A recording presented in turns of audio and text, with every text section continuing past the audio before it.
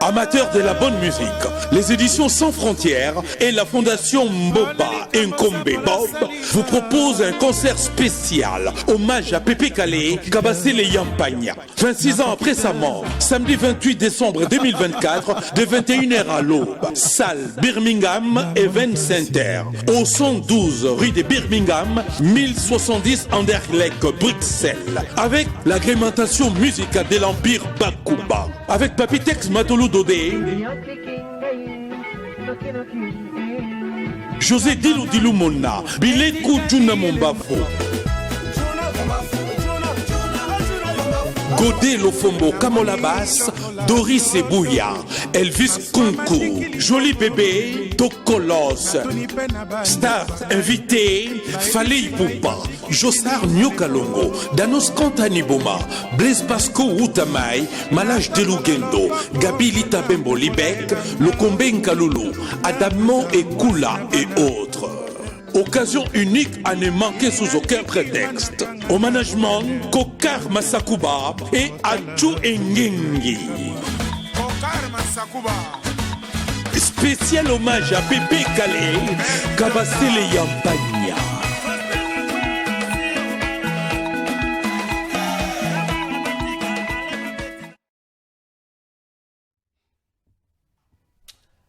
Très bien, Mokolela Mo Nabino Balanga, une très grande émission. La dimension, il y a continent d'Asie, émission Nangai, émission Nayo, émission, il y a population congolaise en général, Batata Bamama, émission, il y a Balabala et Bandi, présentateur Nango, Azalaka professionnel, Té, Atunaka, Mituna ya Bamama ya Wenze, Atunaka Mituna ya ba soldat na Bisso, il y a ba cordonnier, Atunaka Bituna. Il y a des chômeurs, des étudiants, mes enfants. Cette émission vient de débuter. Ça, c'est très bien. Situation politique qui a moqué Congo, Tokolobelango, selon un document qui nous est parvenu. Le président de la CENI, Denis Kadima, serait convoqué ce vendredi 22 novembre au parquet général de la Cour pour une audition. Les raisons de cette convocation ne sont pas encore connu. J'espère que lorsque ça sera connu, on va vous informer le plus vite que possible. Ça, c'est très bien.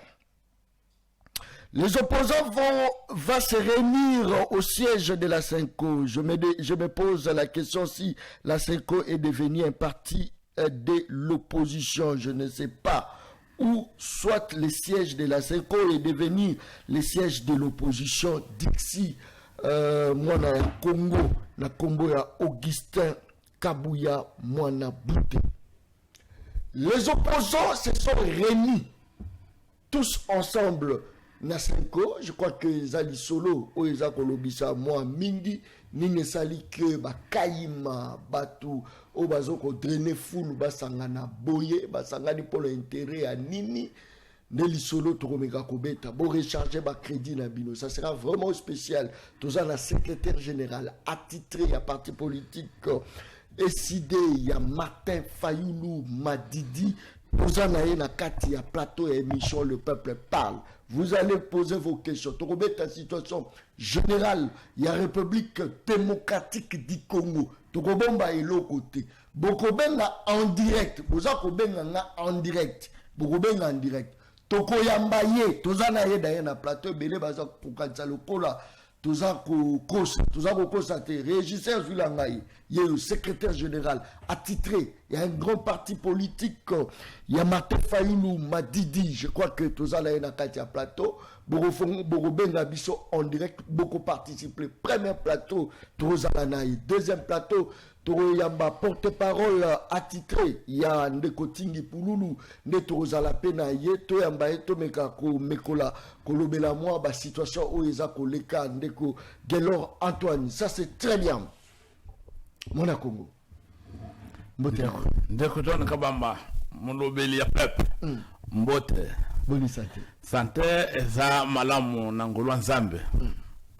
Donc comme d'habitude, tout ça au front. Très bien. Sur les recommandations, instructions, commandant du peuple. Le président élu Martin Fayoulou a dit soyez en première ligne d'attaque pour défendre le peuple. Et encore,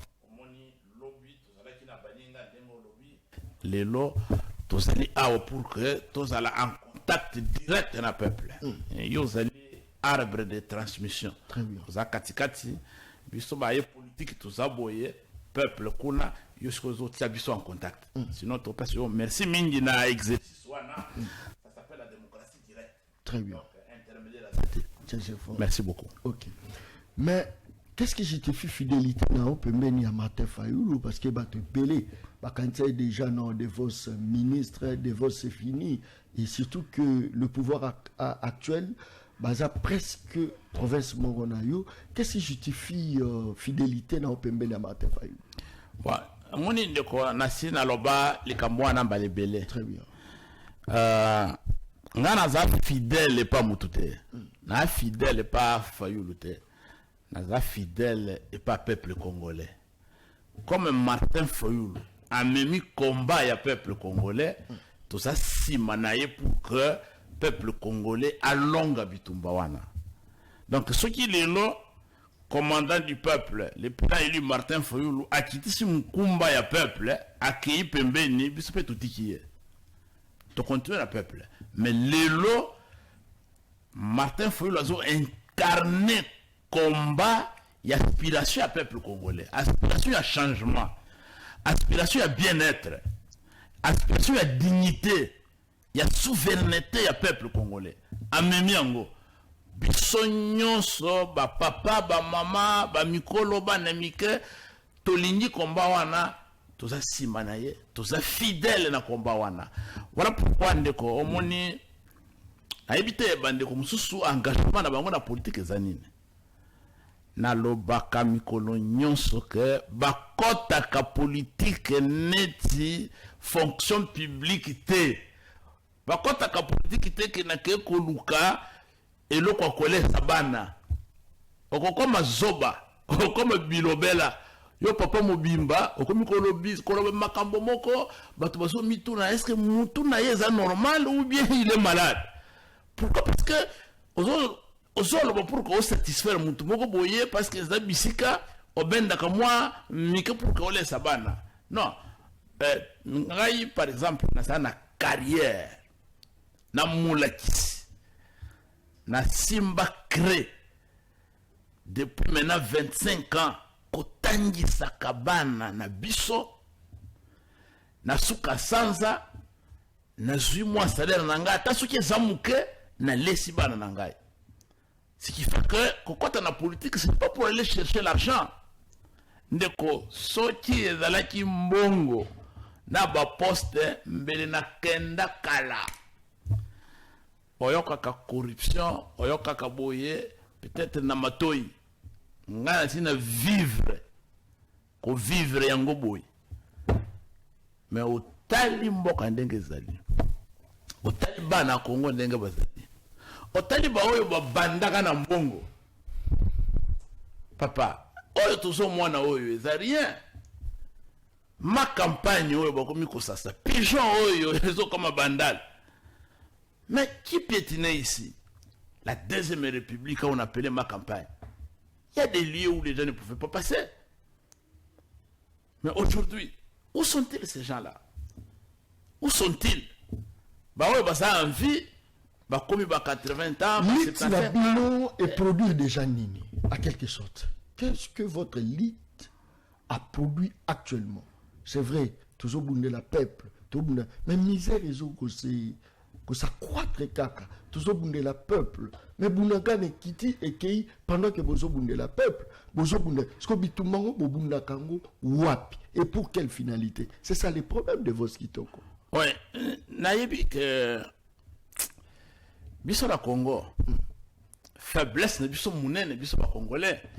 Par rapport à Bamboka Moussous ya papa et Tamboli, c'est que Congolais aboya ka colonne en zete pour ayebi que nzete wana ko bota mbuma na tango ya kozala lisusu te ya kokufa. Comprendre Congolais. C'est pourquoi la société n'avance pas. Ça c'est fort. Donc ceux qui oye na nzete olone na lupango oyebisi madame na bandeko ke to batela nzete wana dans 50 ans, il y a déjà ça, 50 ans, 40 ans, 50 ans, c'est tout ce que les sous. Donc, pour aller en zété, il faut aller sûr que c'est ce qui fait que notre société ne recule pas. Les lots, bandeko oyo bazoué qui pouvoir na Sénégal. Basonko. Babimisi des gens plans Sénégal 2050. Mais bah il bien que en 2050 bah qu'on s'arrête. Ceux qui bah qu'on s'arrête en vie, mais bah qu'on s'arrête en pouvoir en tant que président ou en tant que premier ministre. Les États-Unis avaient déjà sorti depuis longtemps par la CIA comment sera le monde en 2050, 2030. Les autres sont en 2080. Mais ceux qui sont là-bas qui font ces plans-là savent qu'ils ne seront pas là. Voilà, bitumba bisotozo bunda. C'est vrai que c'est difficile. C'est très difficile. Yango yoki bazo finga biso opposition ya PT, opposition ya nzala. Bon, c'est difficile. Mais toza conscient et convaincu que bitumba biso tozo bunda ezana tina et que conserver le peuple congolais. Ce qui ont tuninga résultat ezanini et résultat ya liboso eza prise de conscience. Il y a un peuple congolais. Les longs de Konanga, ils te collabent changement ou révision de la constitution. Mais les Congolais, baboyango.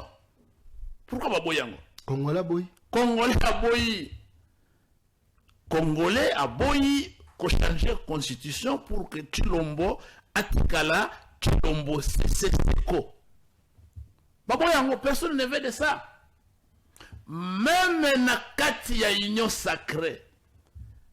Bitumba tobunda et pied déjà est soulevé, éveillé, conscience na kati ya union sacrée. Pourquoi bakomi bababa? Papa wana bibimba wana bavandi na institution. Bakomi bababa pourquoi? Balobate pourquoi? Vous comprenez? Il n'y a personne qui est d'accord avec ça. Toujours rappelé. En 2015, 2016, Bitumba bandi de l'hôtel, to bunda kiango. Il fallait pas conditionner élection, na recensement, il fallait qu'on change, mais to bundi. Rossi Mukende Zawapi. Pourquoi? Ce jeune homme-là, plein d'énergie, patriote, il est mort pourquoi? Est-ce qu'il y a quoi Moutou? Il est mort dans la sainte de l'église. On a tiré sur lui parce qu'il a dit non au changement de la constitution. Voyez, qui se rappelle où se trouve sa pauvre femme et ses pauvres enfants aujourd'hui? Qu'est-ce que la République en fait? Il a versé son sang au même titre que les autres martyrs pour la démocratie. Donc on peut se réveiller un matin comme ça de Konangai. Tobosa Nignos, Tolangwe Miliki. Miliki est très dangereux, collègue Massanga. Parce que mon talongo comme Miliki a inconscient na ivresse. Très bien. défense kitoko bosangani ebele bosangani penda biso kantia lokola kosangana opposition sangani c'est parce qu'il y a un pays voisin qui menace notre pays qui est le Rwanda. Bosangani de bosanga bobi ate awa pendanga la bilobete kagama robima ate. Mais par notre grande surprise, on se retrouve que bosangani pour combattre Nekonabino Moko qui est Félix Antoine Tshisekedi Tshilombo. Mwana Congo. Et ça haine, et ça jalousie, et ça nini. Bosangani bo ebele na 5 ans. Juste kakapona un individu qui est votre chef de l'État. Malubonga muna. Ndeko John Kabamba. Oyebi bitumba ya bana ya lamuka. Oyebi bitumba ya esite. Très bien. Oyebi ndenge nini Martin Fayulu azo nyokwa mapo na situation ya este ya République na biso. Abanda bitumba wana commandant du peuple Martin Fayulu. Depuis Kala, Soki, j'insiste population zolandangai. Soki ndekonabiso Antoine Félix Tshilombo. Azalaki na matoi na bolingwa mboka. Makambo oyo biso tozo vivre na Rwanda lingaki yate. Le président élu Martin Fayulu a bendié Matoyi, a sali ba conférence de presse, ba point de presse, ba campagne de sensibilisation. Ndeko Tshilombo, tika kozala ki camarade na Paul Kagame, azala kamuninga ya mutute. Non, il a fait de Paul Kagame son ami et frère. Papa Etienne Akufi, bisoto kenda, na matanga papa Etienne te. Celui qui est considéré comme notre père spirituel en politique. Nous tous les Congolais qui luttons pour le changement, la référence, le modèle de notre génération, c'est papa Etienne Tshisekedi. Surtout quand on a stade te. Pourquoi? Parce que Tshilombo na batunaye baboyi biso batofayilu to comme kuna parce que Kagame Zoya Kagame kote na stade Yonani Oboya Kagame Ndoki yo. On nous a humiliés pour ascenser Paul Kagame.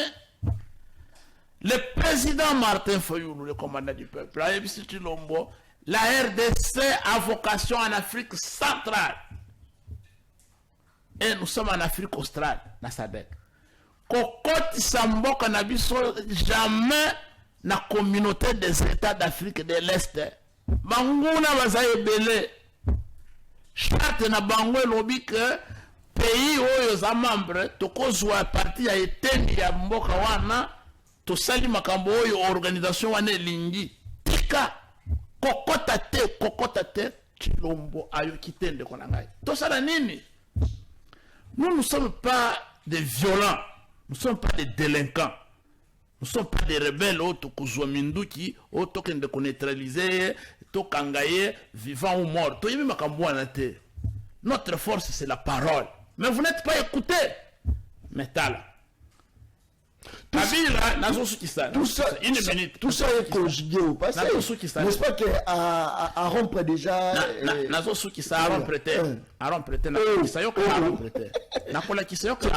Très bien. Mais avant Joseph Kabila, à ça les remises et reprises, na Tshilombo, M23 ezalaki na mboko oyo te. Kabila bangana ki bango. Bakomi ba réfugié ba mususu Rwanda ba mususu Uganda. Mais Tshilombo akakozwa bango. Ndeko na ngai. Au moment yo zolala na camping. Na Sangamamba, na nini tout ça na Bangungi, maye kote na ndako. Ba Willy Ngoma na banini wana baye awa délégation Tshilombo aloche bango kuna na hôtel Fleuve Congo ba mususu na Pullman. On parle de 3 mois. Yé moko na yo ki alobi ke ezayete eza ministre na ya défense po ya yebaka na ye le côté. Na benga kabango. Il s'était logé nourri dans les frais du gouvernement. Par Tshilombo. Na batunaye.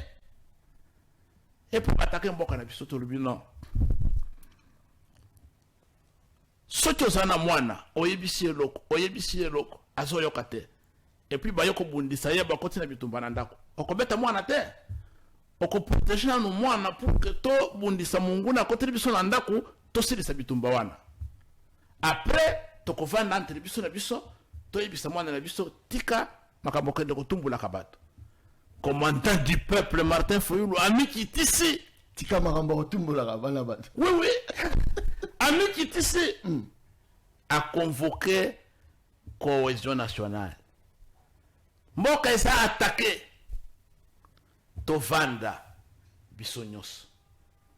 Ndenge tolobaka na résolution na biso ya conseil national boka bwani leki mboka esa attaqué mboka bazoka bolango tozalaki na 145 territoires siko tokomi na 140 5 ekei Uruchuru, Masisi, Nyirangongo, Rubero, kwa muntu awa na plateau.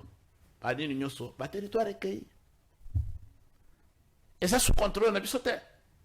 To vanda. Na kovanda wana to saka na teme moko. Toloba na ba vérité. La vérité faut toloba na on ne peut pas ne pas se dire de vérité. Moi j'ai l'avantage. J'ai l'avantage d'être kassaïen avec les frères qui sont au pouvoir et d'être fayoulistes de père et de mère en politique. Donc j'ai des contacts de famille avec les gens qui sont au pouvoir. Ce sont mes frères.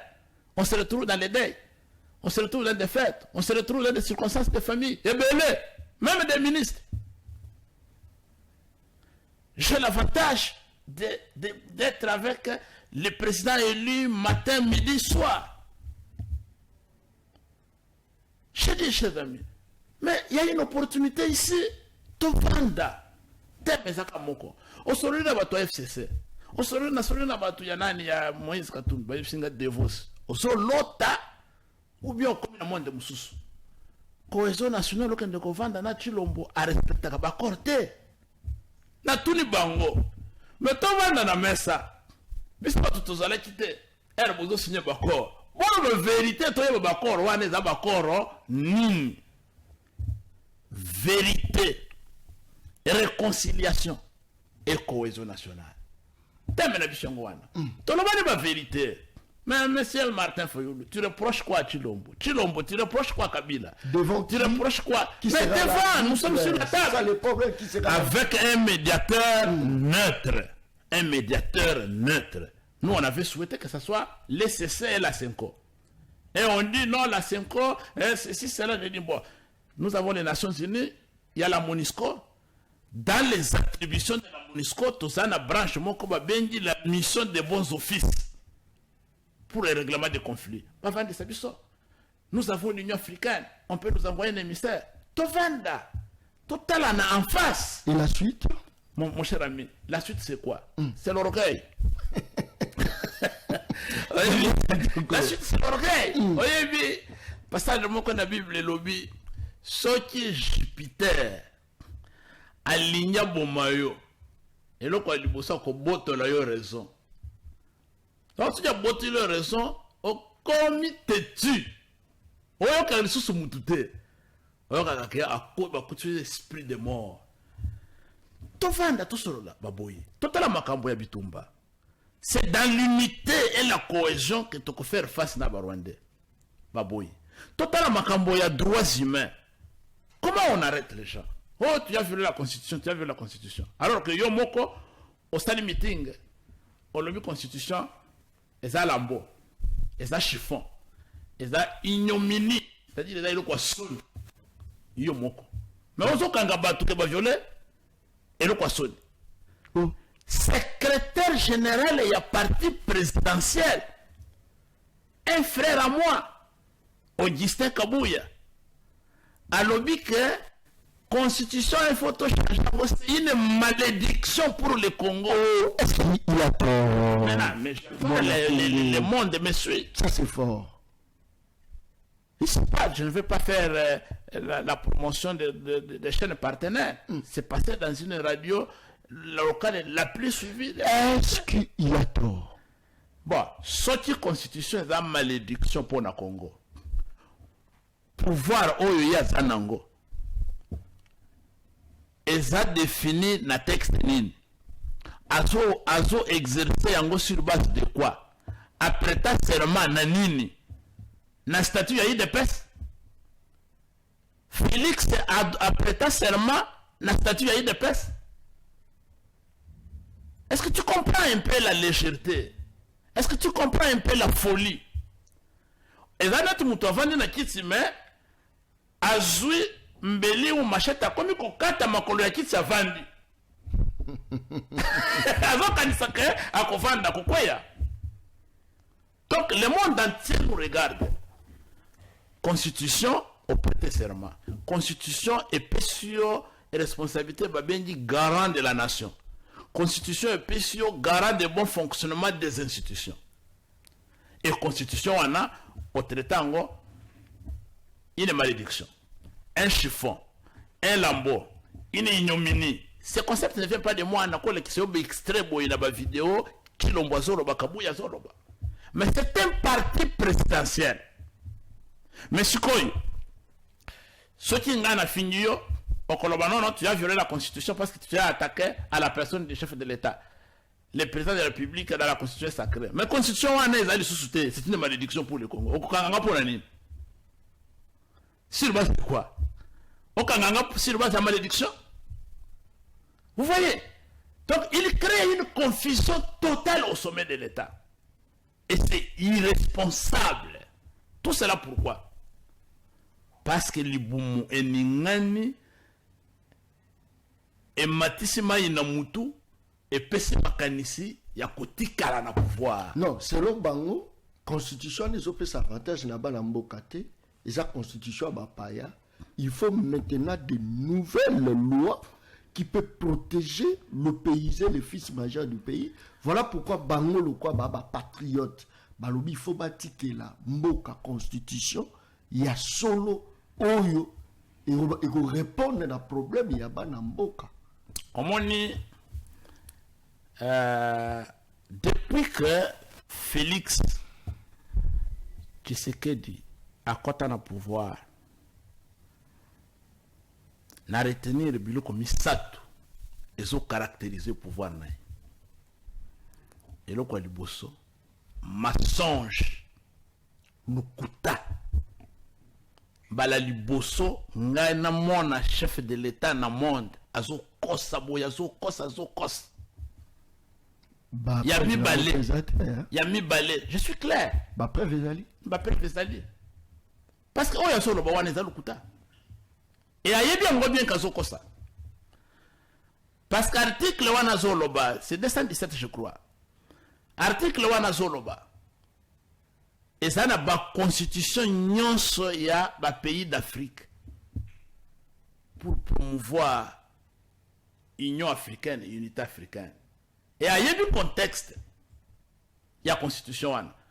Chaque pays, dengue to saboui, ce qui to zoui parti à mabele nabiso, to pesi, to construire bâtiment, il y a Union africaine, mabele wana parti wana. Gouvernement congolais kokota disute asala o union soit lingi to céder yango momentanément pour na ba service à union africaine na musalawana. C'est comme les centres de ces la 5 bisaka to sala ki nani wana zoloba kabuya zoloba to sala ki réunion lobby bisaka pe kabuya IDPS na bande kumususu bakendaka na dialogue ya 5 Oyo banda ko réclamer que ba nommé Félix premier ministre. Oyo bimisaka sen ça oh papa etena il fallait azwa paix à son âme akufaki avant kana 5 wana. Terrain wana c'est le Vatican. Donc gouvernement congolais a constat n'importe quoi place wana te. L'ambassade de la Belgique au Congo wana. C'est la Belgique au Congo ko kotate. Policiers congolais kokota jamais na katiwana kangaba. Sinon à violer le territoire belge. Ce sont quand même des règles élémentaires. Il y a des conventions internationales qui sont toujours signées. Mais tu mens. Et tout tout le monde sait que tu m'as. Moi, si nanda kwa yebi kuzo kost. Et le quoi le boss. Yami balé. La manipulation. Pouvoir à l'homme. Il manipule les gens. Et manipulation on est accompagnée na eloko ya misatu ya pouvoir na ye la démagogie.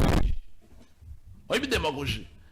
Et ça ozo loba ozo yebisa batu biloko kokosala, oyi bien kokosala ngote, mais ça sous forme escroquerie politique parce que oza na objectif olingi o atteindre en fonction ya makambo ya lukuto zoloba. Papa, balaka biso que à la moindre escarmouche on va frapper le Rwanda. Lisez sur mes lèvres. Je prends le peuple congolais à témoin. Je vais réunir les deux chambres du Parlement. Va prendre autorisation de déclarer la guerre au Rwanda. C'était de la pire démagogie pendant la campagne électorale. Comme les Congolais, maintenant, et comme on est malade, ceux qui m'ont au Rwanda, au Zuma gaz. Au lobby Paul Kagame, au Zuma gaz. C'est ridicule ça. Vous voyez, donc, Tilelo, qu'est-ce qui s'est fait? Maintenant, cher ami, la question que nous nous sommes posée hier, base militaire jusqu'à présent, base mal payé. Militaire pas mal payé. Mal payé. Moi j'ai des frères, j'ai des frères des lieutenants, des majors, des capitaines, tout ça, ils ont 290 000 francs, 300 000 francs par mois. Qu'est-ce que tu vas faire avec ça? Qu'est-ce que tu vas faire avec ça? Les policiers sont mal payés, mal nourris, mal logés. Enseignement, grève, on m'en a encore partout. Les gens qui sont là, ils sont en enseignement supérieur, tout ça, on a préavis à grève. Mais oui, je crois qu'il reste quelques jours au de grève, et ceux qui répondent, c'est ça. Les médecins en grève. Mais dites-moi, l'insécurité partout. L'insécurité partout. Les milices d'élite de PES, forcément appelées pour force de progrès, forcément, parce que les forces de progrès ne peuvent pas avoir des machettes pour ça les manifestations publiques, machette pour Katabino. Jamais. Ça, c'est pas le progrès, ça. Les brigades spéciales d'élite de PES.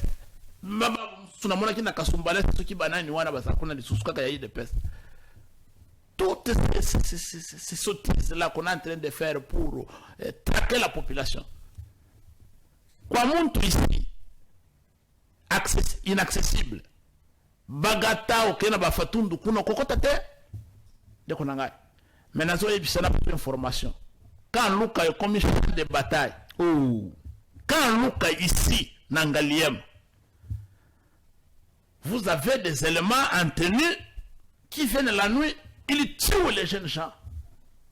Bibembe kuna, c'est monnaie courante. La quand Luka ici. Comment quelqu'un tu es en tenue d'honneur de la police, de l'armée, et tu as une arme, tu viens, tu assassines les gens. Quand Luka ici, c'est chez moi politiquement, moi je suis là-bas quand Luka chaque jour. Bibembe, Babo Mobatu, ici à Kinshasa. Et c'est pareil dans tous les quartiers. Tobanaka na Bunaga, occupé. Il y a combien de 120 cités et villages et localités. 120 occupés par les Rwandais. Au lieu de mobiliser, c'est là comment on se comprendre. Est-ce qu'il y a un problème dans la tête des gens? Ou bien, qu'est-ce qui se passe? Vraiment, qu'est-ce qui se passe? Qu'est-ce qui se passe? Donc, Mboka ils sont occupés. Net de l'Ukraine. Zelensky a son bunda contre Russie. Une partie du territoire est occupée. Zelensky va se réveiller le matin. Peuple ukrainien, il faut changer la constitution. Mais pas comme au moyen, non?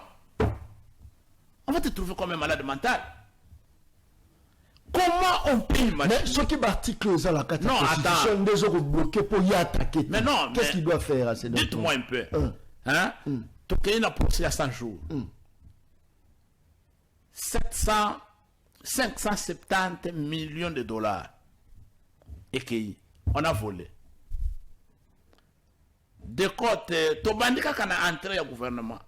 makamba ya ba pétrolier pas 15 millions ekei toke na chile jelo autant ekei toke na rame ao 300 millions ekei toke na boye pam tous ces millions là. Comment qu'est-ce que la Constitution est autorisée pour que boye bakambongo? Tous les voleurs qualifiés yambongo à l'état bazalaki na boloko bango nyonso babimi bazali banda. Le tombeau est vide. Et bakomi kopesa ba leçon na ba télévision na ba radio et vous avez des petits voleurs de coques, de poules, de bananes batondi na boloko wana. Tous les voleurs sont sortis. Yambongo à l'état. C'est la Constitution. Est-ce que Bamakambounye Souzo le Kanayebisio, insécurité, salaire, tout ce qui ne marche pas. Mais en attendant, tu changes de Constitution. Yozawan, démissionner. Parce que si la Constitution va changer, au conseil de l'autre côté. Et Bisso, commandant du peuple, à lobby, a changé en côté. John Kabamba, tout ça, je te prends à témoin. C'est là où il y a un problème. Je te prends à témoin. Est-ce que vous avez intimidé mécanisme ni beaucoup de Je te prends à témoin. Parce que Félix Alobi, il n'y a personne qui peut m'interdire. Mais il y a moi, c'est-à-dire que Jupiter, ce qui a l'India Zoyo, alors Mouli Mounayo, a botolo raison. C'est ça. Mais hier, à l'objet que mon total mon quoi petit ça était. Et tout même gars. Il y a un solo bas. Il y a un makasi pour les cas où to petit ça dit. Oh ya mekaki di bosonaye. Asala ngote. Il y a un makasi pour les cas. On ne veut pas entrer dans des considérations comme ça. Ce que nous voulons dire, c'est que Ndengue Martin Fayou, notre président élu, le commandant du peuple à l'Obaki, constitution n'a pas changé en côté. Plan naïe et Zaliboy. Parce que tout le monde a l'engagement pour que le peuple comprenne. Mais, Chilombo a dit troisième mandataire, a dit que c'est la table rase. Donc, effacer tout ce qui existait avant, mettre en place un ordre constitutionnel et Yassika, où il y a commandé la zéro. Même les limitations, il y a demandé qu'on allait les sous-souter. Va changer la constitution. Constitution, on va changer en gros.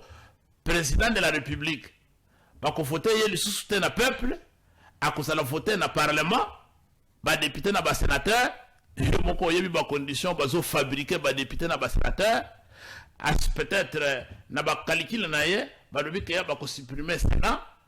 Ce qui va supprimer le Sénat, après, il y a un nommé gouverneur, aux originaires étaient nommés, l'Assemblée provinciale de la société nationale.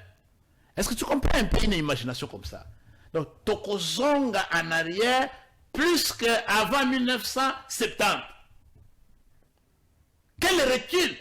Mais tout ça, pourquoi? Pour Chilombo seul, dans ce pays, la machine politique comme il dépasse là. Ce qui tu l'envoies, ça lui demande usurper à celui-ci. Donc, qu'ils peuvent préparer à la dauphin pour que, à la compétition en 2028. Vous comprenez? Donc, et nous, il y a des choses. C'est le choix. Soit Chilombo, Atalissima, Azonye Moutou, abandonner le Kouana. Bato ba kote saye makanisi wana na mutu ba induire en erreur parce qu'il va payer seul. Osomwana abandonner loko wana atikango. To sonji na logique ya cohésion nationale. To vandi na mesa totali makambo bitumba. Yango na to. Mais cohésion nationale jamais de la vie. Il n'y aura pas de solution dans ce pays s'il n'y a pas la cohésion nationale. Très bien. Donc, mais ce qui a salé en côté, ce qui a continué, na volonté, il y a comme ça la table rase, il y a constitution, il y a institution, pour que, atia, système où il y a un dengue wango bakanisi, ya kovanda na pouvoir libela non akosuka vi na yenyo so kosuka na cour pénale internationale. Mais ce qu'on dit pour position na bino, mais il y a pas de bino condition qu'il faut akosuka na ce pays. Moi j'ai pitié de lui. Moi j'ai pitié de Félix. Il va finir sa vie, à la CPI. Parce que le nombre de personnes qu'il va tuer pour changer la constitution, ça sera un génocide. Il va finir sa vie à l'AE. La Cour pénale internationale. Vous l'avez dit, il n'y a personne. Non, je vous dis, mes frères de famille, mes frères de tribus, mes frères, je sais l'influence que vous avez là-bas, autour de Félix. Il faut qu'on peut ça y est. Ne le conduisez pas en erreur, parce que là, dans ces pays, une fois après 3 mois, peut-être après 6 mois, parce que nombre y a battu.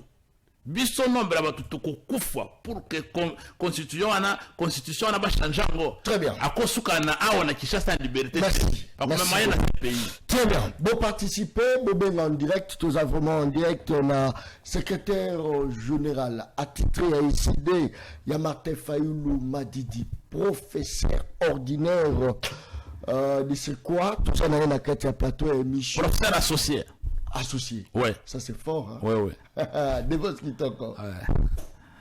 Êtes-vous fier? Il y a éducation en Boka. Êtes-vous fier? On les a dossiers moussous. Ouais. De votre qui toko. Nous sommes tangi pour la Félix. Pas si population zomona. Ba un paiement, ba toizo futa ma bien te.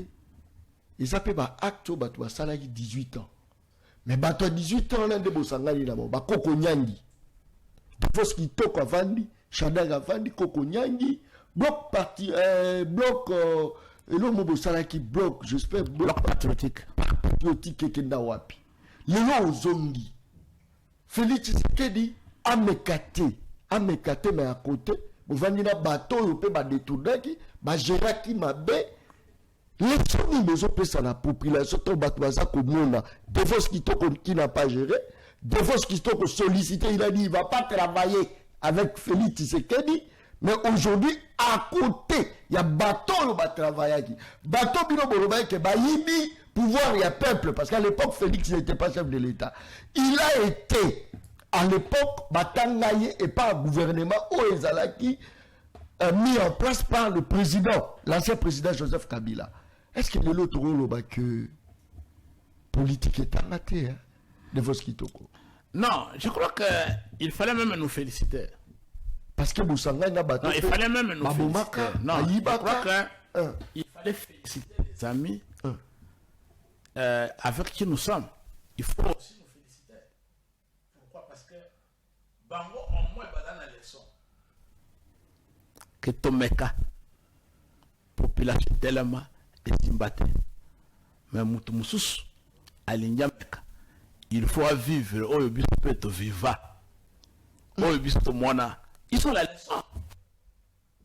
Parce que Makambo est tout seul, les gars. On peut pas mettre. C'est matin. Mais déception, mon nez, déception, mon nez, pour s'engager. Déception, mon nez, ya kota la que. Mutu oyo, to bundana ye. Bande konabiso ba kufa na bitumba to bunda. Pour que l'on connaisse la matière. Mais il y a mon possible à zongler les cambois na sala yango. Est-ce que tu comprends? Soni, ezaya kosangana pour te tope kisaye, ou bien ezaya komona que eloko oyo biso to bunda pour que ça la matière, y a yé kosala yango.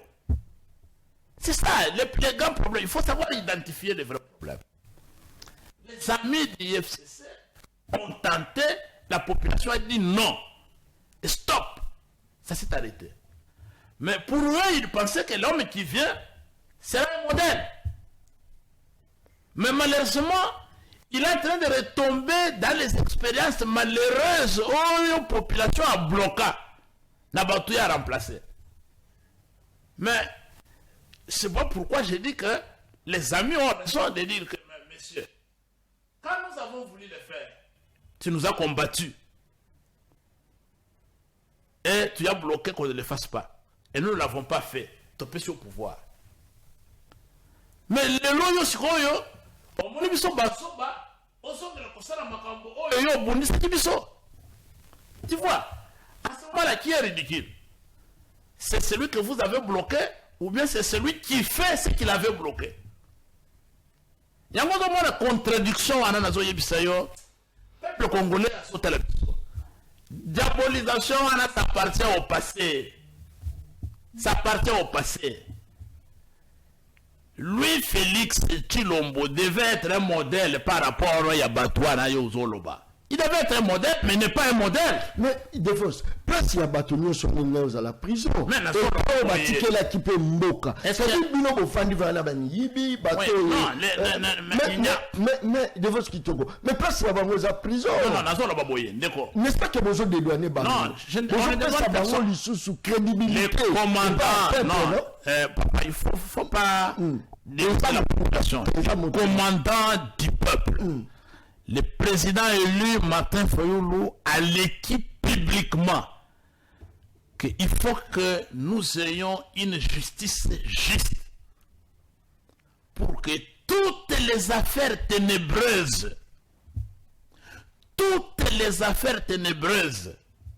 oyo eza endeuillé finance na économie ya mboka, ezala bassassinat, toutes les affaires doivent être traitées par la justice. Mais yo moko zolanda ba état généraux ya justice. Le premier magistrat de la RDC a fini d'abord la constitution. Il a mis balé. Alors que la justice est au bella. Justice ya Congo est au bella. Et dans l'hôpital. Mais c'est quoi ce qui va tout bailler? Yoko kende na mutu ayibaki okende ko confier na mutu zo belle na hôpital. Donc tu comprends que la responsabilité ne revient pas au présumé voleur, non, la responsabilité devient à celui qui a le pouvoir, qui ne sait rien faire. Il faut que nous ayons une véritable justice. Ce n'est pas une justice, c'est une mission. Chef de l'État. Ok. Allez, dis, Bokangaye. Ça, c'est quelle justice, ça? C'est pas la justice, ça.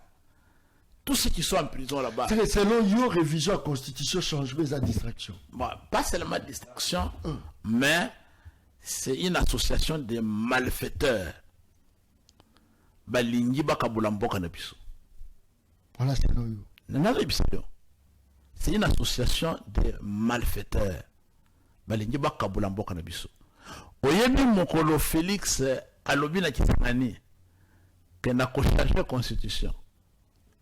Après 5 minutes, nata la montre nangai. Après 5 minutes, Corneille Nanga a tweeté. Soki Tshilombo a changé virgule moko ya constitution. Ngana proclamé indépendance ya ba territoire na so contrôler. Est-ce que vous comprenez la concordance, collaboration? Donc, après signer déjà position, yo changer constitution de Kinshasa, ngana proclamer république nangai. Ce qui a proclamé république, yo yebi bentention. Pays ya liboso ya ko reconnaître république wana za Rwanda, Uganda, na ba pays ya communauté africaine de l'Est, ba reconnaître république ya nanga. Conséquence, et comme état Somaliland, et ça wana état. Et puis bah organiser un référendum d'autodétermination pour se prononcer ce qui va l'état na bango. Au moment où je te parle, bande économiste congolais bakima côté wana, bazui ba rwandais ba yeba planter. Ce qui va sali référendum kuna oui et comporter massivement et balkanisation ya pays na biso. Voilà pourquoi ngana ça sûr na so confirmer que ce qui Tshilombo a déterminé à changer la constitution, donc ça couple Nanga na Paul Kagame pour que va profiter changement de la constitution, bango va déclarer indépendance ya ba territoire bakabulamboka na biso. Yango ne bosaki na réunion à Senko. Mais yango biso to lobby. Changement ya constitution et ça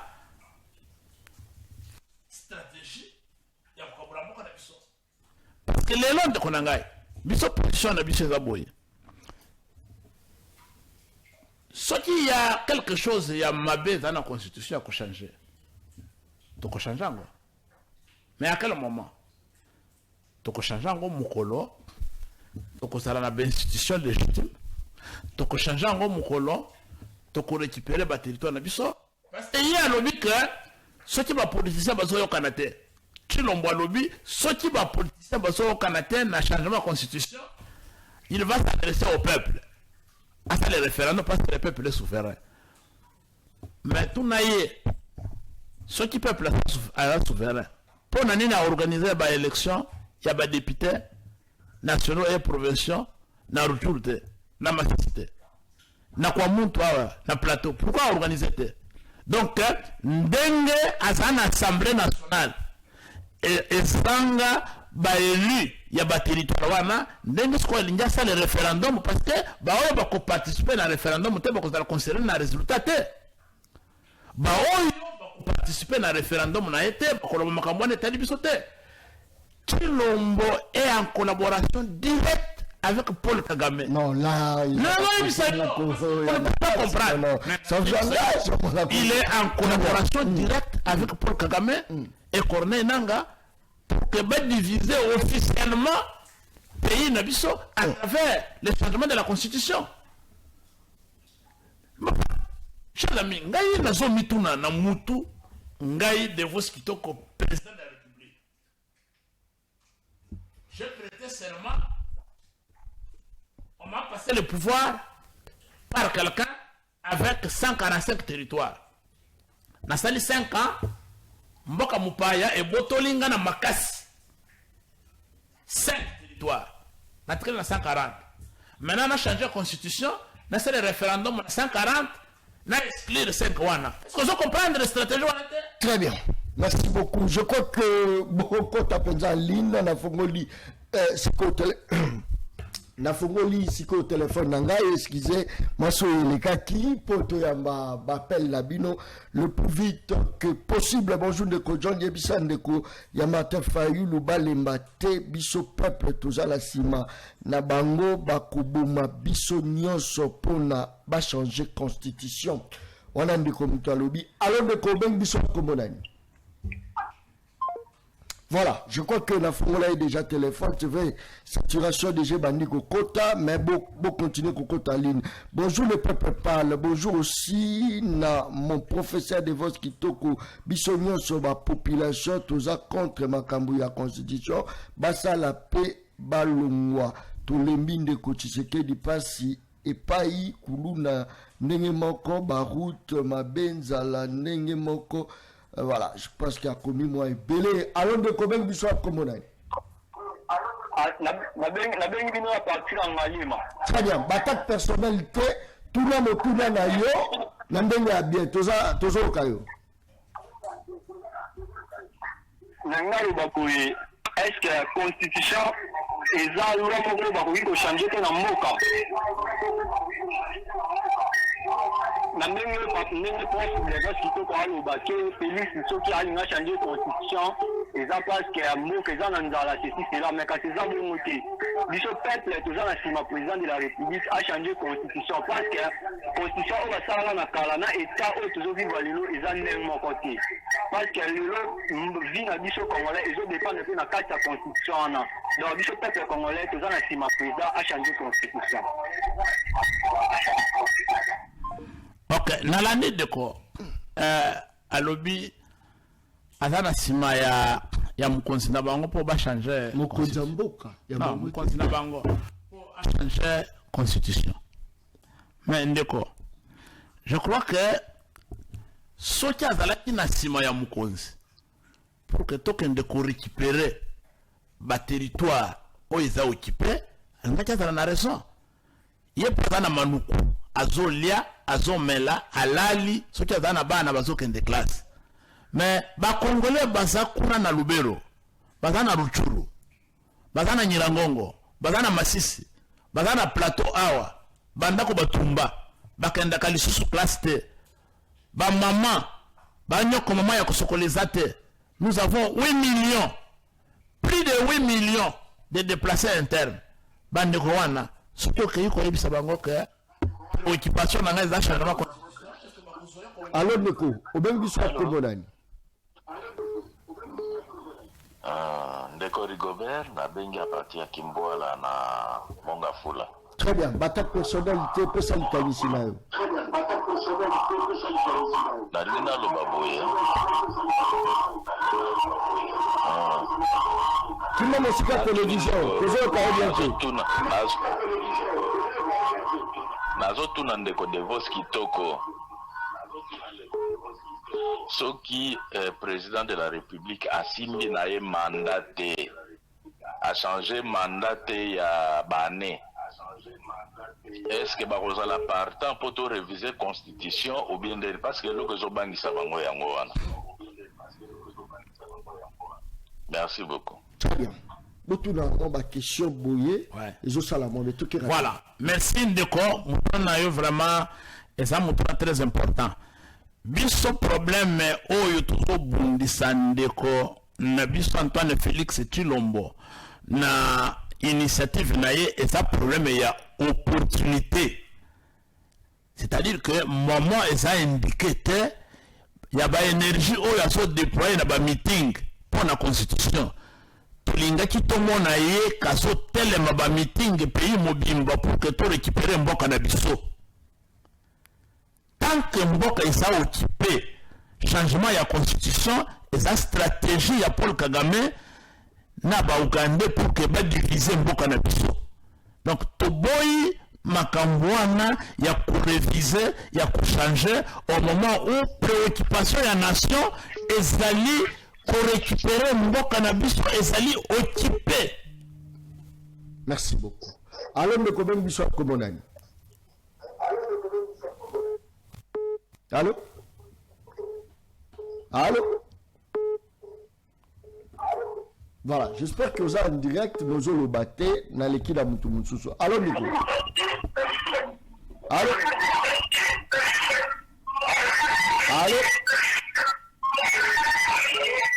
Allô, Ndemazon? Oui, la zone qui m'a aussi la télévision. Moutouda dans les amis, batak personnalité. Allô? Oui, Motuna nanga ezabo Ndeko John. Tukei. Na pesi na mutu auti obenga na pona otoza sima président. Ye moko président na campagne na ya suka lobaki sweli ça c'est moko. Voilà, il est parti hein. Il est parti. Donc j'espère que toujours Zelayo Oya. Bonjour na sepeli na prof Azana Line Ligné. Bisobana basoldat na salaire ya 230 000 francs nengenini bakubunda. Voilà, waneza motuna yandiko. Alors ndeko bengi biso komonani. Mabengi bino na chambo. Très bien, participation dans le batak personnalité. Ok, vraiment la CP na makambo professeur Azoloba makambo ya bien. Apparemment politique tout le monde est comme la famille na bango, to boy ba changer constitution. Mais si vous êtes là, vous fonctionnaire à l'État, vous foutre à terre, donc comme ma bango, donc maman loba, moi loba, tobo, il va changer en côté, pas parce que solo. Merci beaucoup. Toujours continuer, toujours sérieux. Alors, de combien de bisous à Kobonan? Ngai Congo Frank, Nazokayo. na bengi na commune Ngalima. Mukambezalité, Motuna. Nasengi ke professeur Magambozolo Beze ya solo. Il faut te à Congolais nyoso alekala ka chaîne belé ya suka pa na rukakate. Alekala la chaîne monni tingai na ko comprendre tango zo talisa ngai vraiment aza professeur. Na comprendre nga talisi nga mo nyoso ezolika vraiment à continuer la chaîne nyoso pour que mobilisation za la makasi. Pour on se comprendre tant mutona otoloba makamsuso tozasi ma président na biso. Azo raisonner moi je suis du Kivu nazo bande kona wazo souffrir kuna mais azoma Congo suki na Kinshasa or que Congo suki na Kinshasa te. Merci beaucoup. Toujours continuer série à appel les okokota de part d'autres.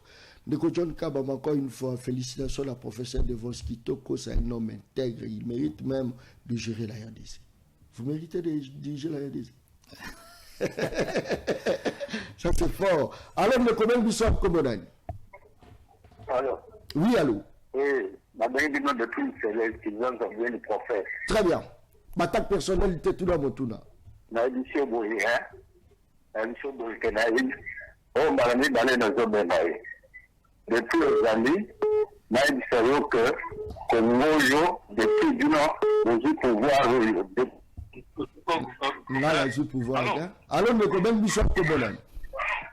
Na bengi bino awa na mbinza awa na ngina encourager ka donc nani professeur de vote pona oyo nyonso azali koloba mais ba lukandi ba stratégie donc ba arrêter ba stratégie po eloko bango bazo sala wana ezalaka te donc baza koluka kaka mboka ekufa po ba se justifier que non tutambusaki malamu te po conseil ezali malamu te mais or conseil epesi bango nyonso mais baza koluka ba prétexte pona koloba que non tutambusaki malamu te pona nini constitution ezali ko bana ko empêcher biso ndenge prétexte na bango ezalaka alors toza ko encourager bango mais ba arrêter ka stratégie o esengeli de façon que et donc réussite dans la totale. Merci beaucoup pour l'émission. Merci. J'espère que Koïko continue. Ouais. Rapidement parce que non, na PC Bandeko, merci. Encouragement. To continuer vulgarisation. Il y a campagne contre le changement, il y a constitution. Oh, va vivre le lobby to benga kango avant goût. oh, Et ça avant goût papa, et là comment on a bandité, les choses sérieuses vont commencer. Les seuls conseils que je donne à mon frère Antoine Félix Tshilombo, c'est d'abandonner ce projet-là. Tout se concentrer dans mon bongo tout ça nango, comment libérer notre pays. Le référendum, c'est une élection. qui va demander des moyens. Kadima a dépensé 1,3 milliard. Et l'élection ici l'a noté. Massimanimba, Yakoma, partout, va s'organiser l'élection. Mais 1 milliard. Mais ce qui de Kochilombo, à ça n'a pas milliard et à cause du référendum. Pourquoi à cause de milliard on a été à moderniser l'armée, améliorer les conditions des militaires, des policiers. Parce que les policiers et les militaires n'ont pas de casernes. Nombreux dorment comme ça, comme des clochards. Mais au lieu de cause de Bambongo, on a organisé un référendum. On a fait une amélioration des conditions militaires pour que libérer Mboka, il y a une élection pour que on conserve le pouvoir. Mais ce n'est pas sérieux. C'est pas sérieux tout ça. Merci beaucoup. J'espère que m'appelle les Aïbélé. Batouazou Kapenda, bonjour na professeur, bonjour Nandeko journaliste, Toboyu Makamouyako, changer constitution, Basilisa guerre en Est, et puis Basilisa Passi, après Bakende, Batika, président Eli Martin Fayoulou. Je pense que tout comme Nasuka, vous appelez Nasuka pour la Kotissa. Ndeko Rigobert na Kimboala na Monga Fula na Soki de Soso. Toujours Ndeko Langai. Rapidement, Izala moi opposition Ndeko Devoski bo pesa ka proposition te proposition nini bo pesi pour que to récupérer ma territoire wana. Proposition nini. Et puis question na liboso o répondre te. So qui va changer makambo ya mandat te ba bakisa bane. Bokozala partant ou bien non partant la révision à la constitution. Okay. D'abord, il faut que tous allez opposer totalement la constitution et à le changement et à la révision. Toboyango na mutema moko. Proposition topesa ki déjà. Proposition ya liboso cohésion nationale. Na kati ya cohésion nationale. Total ndenge nini biso nyonso dans l'unité tokosilisa bitumba ndenge nini biso nyonso ba congolais tokosilisa kimoyibi ya mbongo wa leta ndeko ndenge bandeko oyo baza kuna bazolia mbongo ya leta ata soso alia kangupa boyete siko tikilie de votre qui d'accord bazolia donc kimoyibi ya mibale merci. Ndenge nini tokosilisa ba arrestation arbitraire. To sala paix ba réforme to préparer l'élection 2028 et dans la simulacre de sous-souté. Très bien. Muntu akabola les sous machine était pour fabriquer ba député après beaucoup mi coller la bino moko. Merci beaucoup. La Sony. Très bien, merci. En tout cas, tous a obligé à relibérer professeur Azala Baramebele. Alors, de combien de missions communales? Alors, on a des millions à combien à Sénégal. Moutouba n'a eu bataille personnalité. On a tout dans le monde, on a compagnie. Dans la même bataille, IDPS, le bariki, c'est ça, c'est la banque qui tout pouvoir va changer pour. Alors, quand on dit que c'est des pouvoirs, quand on dit qu'il m'a l'air de ce point, il y a des conditions à changer pour. Pour le ministre de la Présidence, oui, ça va commis un mandat, il va aller sur le gouvernement pour continuer. Il faut le pouvoir de son robot. Et on a mboka odo tourner le bisuka bu. Et puis si j'ai pour me prendre mboka théâtre, parce que nous on va faire un pouvoir, va séparer na mopona ni. Nana yo kiti mu ko na pouvoir avant ba oui c'est ça m'a dit qu'on va changer constitution. Ba on ne va pas d'accord. C'est des avantages na ba. Merci. Voilà.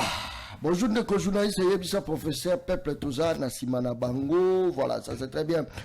Prof Azana raison mingi. Soki FARDC Azalaki na syndicat, mais les armées et salate pour passer et l'équipe Betatu na kankokolo au monde la vérité. Professeur Devers Kitoko, c'était pour nous un réel plaisir de vous recevoir sur notre plateau, en face de la population congolaise. Répondre aux questions très difficiles. Et cet exercice, plusieurs personnes qui m'ont encore une fois, félicitations. Merci beaucoup. Moral les a guidés. Non, moral les a au zénith. Okay. Donc, tout ça, na moral les licolo. Puis tout ça, bah résistant. Tout ça, bah na Martin Fayulu. Tout le monde de la peuple. Très bien. Naïbi sa population, comme moi, Nanga Yasuka, tout l'embate. Tout banga pe le côté. Pour qu'on bangue le côté. Oui, ça va totalement, tout marché. Oh non, la force de progrès, bah quoi y a na machette. Oh bah brigade spéciale de peste, bah quoi y a na bansete, bah quoi ça la biso. Non, ils sont très peu nombreux. Kinshasa a 17-16 millions d'habitants. Ceux qui t'obiment les lots 1 million, t'obiment 500 000, ils vont disparaître d'eux-mêmes. Bang et son esclavage. Moi, je n'ai pas peur, je n'ai pas de garde du corps. J'ai 56 ans aujourd'hui. Il me reste combien d'années sur la terre ici? Je vais mourir. Si on ne me tue pas aujourd'hui, mais je vais mourir de vieillesse. C'est pas dans combien d'années? À quoi bon? Il y a qu'on vende esclaves et à Batou, alors qu'on y est bien qu'au Koufa, il y a le royaume d'ici qui t'attend. Chers amis, moi je termine par une interpellation.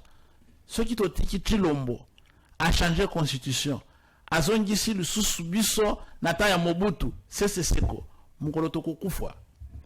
Na jugement ya Nzambe a tout nibison na pesa kabino mboka bomengo. Les pays les plus riches du monde, bozongi ba pauvre, tokoye bisaye nini. Prenons nos responsabilités et réveillons-nous, défendons nos droits. Défendons nos libertés, défendons notre constitution, défendons notre souveraineté. On ne peut pas se faire esclave des frères et sœurs qui sont nés avec nous, qui ont grandi avec nous. Tout simplement parce qu'ils ont goûté au lait, ils ont goûté au miel, de l'argent de l'État. Et ils veulent nous maintenir dans l'esclavage. Non, chers amis. La mort est là pour tout le monde. Ceux qui nous ont maintenus dans la dictature. Merci.